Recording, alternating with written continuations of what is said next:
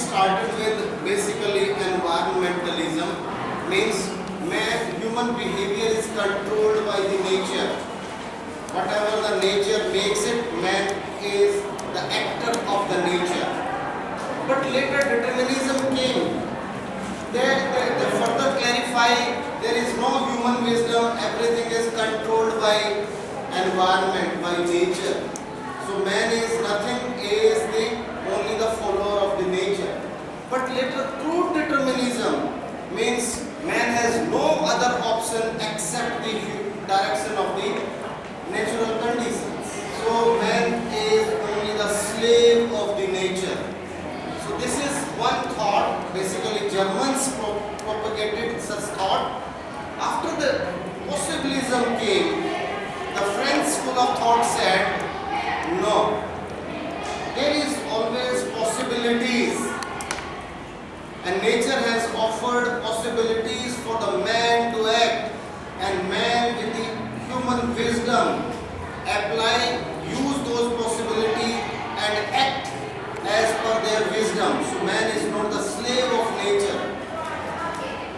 Like in Rajasthan, even today, now we can cultivate, we can grow rice, we can grow sugar cane in Rajasthan, because it became possible by the Indira Gandhi canal. We supplied water. It is against the nature. Nature gave possibilities. We diverted the water, started doing paddy, rice cultivation in driest part of the world. So Las Vegas, there is no water, very adverse climatic conditions, difficult to live, but everyone wanted to rush to Las Vegas because nature gave us possibilities and man explored those possibilities. So that is the school of thought developed by basically Vidal de Laplace, possibilism. Yesterday I gave you the name. So that is also man is not the slave of nature, what French people says, French geographer says. But the German geographer says man is the slave of nature. Further, a British geographer, later Huntington, and after that Huntington, a new concept came, stop and go determinism. They said nature give us signals, you stop acting, then nature will give possibility, then you act, then you stop. So like man is acting like a traffic police, following the traffic police signal. Nature is the traffic police, man is the driver, man is the actor on the road. Stop यानी कि summer है, अभी सब घरों में रहिए. जैसे ही summer खत्म होगी सब लोग बाहर निकलेंगे. They will, like farmers cannot grow crop in summer when there is no water. But when water will come, all farmers will start doing paddy. When the rain will come, all farmers will start doing work in their field. So basically it is stop and go determinism. It is all human response to nature. कहाँ where the man is doing, कहाँ इंसान कैसे कार्य करता है, कहाँ the farmer of Punjab and farmer of Bengal. Punjab का किसान भी अनाज पैदा करता है, अनाज अनाज और अनाज. बंगाल का किसान भी अनाज अनाज और अनाज. लेकिन फर्क क्या है, अंतर क्या है दोनों में? दोनों में अंतर ये है, पंजाब का किसान जितना पैदा करता है अनाज ही पैदा करता है और मार्केट के लिए पैदा करता है. और बंगाल का किसान जो भी अनाज पैदा करता है वो अपने पेट भरने के लिए करता है. मार्केट में शायद 10% जाता हो बंगाल का अनाज, लोकल कंज्यूम हो जाता है लोकली. लेकिन पंजाब में जो अनाज पैदा होता है वो नेशनल नहीं इंटरनेशनल मार्केट में जाता है. शायद 10% भी कंज्यूम नहीं होता हो, 5% कंज्यूम होता होगा, 95% मार्केट में जाता है. और बंगाल में जो अनाज पैदा होता है, बंगाल में 3 बार चावल पैदा करते हैं, खौस, अमन एंड बोरो. इतना चावल चावल और चावल, अनाज, खाद्यान्न, food grain and food grain. So both the farmers are growing food grain, but the objective is different, purpose is different. Bengal has more fertile soil, more availability of water, while Punjab has less fertile soil and limited supply of water. Still, farmer of Punjab is producing producing for market. Bengali farmer is producing only for self consumption. This is why it is happening so. ऐसा क्यों होता है? Only human geography identify the basic genesis of this, why it is happening. Bengal में population density ज़्यादा है, बंगाल में marketing कम है, बंगाल में प्लॉट साइज कम है, लैंड ओनरशिप छोटी है, बंगाल में मैकेनाइजेशन नहीं कर सकते. Bengal is also a drought prone. Bengal has state government policies are different. इतनी सारी चीज़ें मिलकर बंगाल के किसान को मार्केट से रोक देती है. लेकिन पंजाब में क्या है?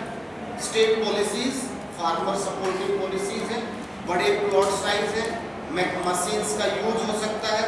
So the behaviour of the farmer is also changing according to the public policies by the state government. So in human geography we basically interpret the differential in human behaviour. इंसान के व्यवहार में जो अंतर आता है स्थान के अनुसार, उसको जब हम एनालाइज करते हैं तो उसको ह्यूमन ज्योग्राफी कहते हैं. That is the nature of human geography. Human geography की तीन बड़ी सब ब्रांच हैं. Basically settlement geography, population geography, economic geography. आदमी कहाँ कहाँ कैसे कार्यकलाप करता है. इंडस्ट्रियलाइजेशन यूरोप में क्यों शुरू हुआ? थर्ड वर्ल्ड के इक्वेटर के आसपास प्लांटेशन फार्मिंग ही क्यों होती है? मॉनसून एशिया में खाद्यान्न पैदा क्यों होता है? इंडिया में भी महाराष्ट्र में फूड ग्रेन पैदा होता है, पंजाब में, बिहार में, महाराष्ट्र में कैश क्रॉप ग्रो करते हैं और बिहार में फूड ग्रेन ग्रो करते हैं. गरीबी बिहार में ज़्यादा है लेकिन बिहार का किसान सुसाइड नहीं करता. बंगाल का, महाराष्ट्र और आंध्र प्रदेश का और गुजरात का किसान सुसाइड कर लेता है. Because of the stress, because of the pressure, दबाव में रहता है.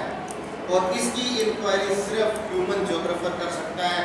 डेमोग्राफर स्टैटिस्टिक्स को घुमाएगा, डेमोग्राफी करेगा. इतने demographer can be anyone, can be demographer. जो डाटा से खेल सकता है, डाटा की जगलिंग कर सकता है, डाटा प्रेजेंट करेगा, वो कुछ भी करेगा. लेकिन वो बदलाव क्यों हो रहा है डाटा में? फार्मर सुसाइड की टेंडेंसी कैश क्रॉप वाले प्रदेशों में क्यों है? रिच किसान है वहीं क्यों है? गरीब किसान क्यों नहीं करता? या ऐसे क्या बात है कि हम उस समस्या से उबर सकते हैं? क्या करना चाहिए? इन समस्याओं का जवाब हमें केवल ह्यूमन ज्योग्राफी से मिलता है. यही ह्यूमन ज्योग्राफी की नेचर है कि स्थान के अनुसार, वहाँ की कंडीशंस के अनुसार मनुष्य का व्यवहार क्यों बदल जाता है और बदलने के पीछे क्या कारक है, उसमें हम कैसे इंक्वायरी करते हैं. इसके कई बड़े बड़े फील्ड, कई 4-5 डिफरेंट फील्ड हैं. Population geography, settlement geography, ethnic geography, cultural geography, economic geography, even world relations, trade relations.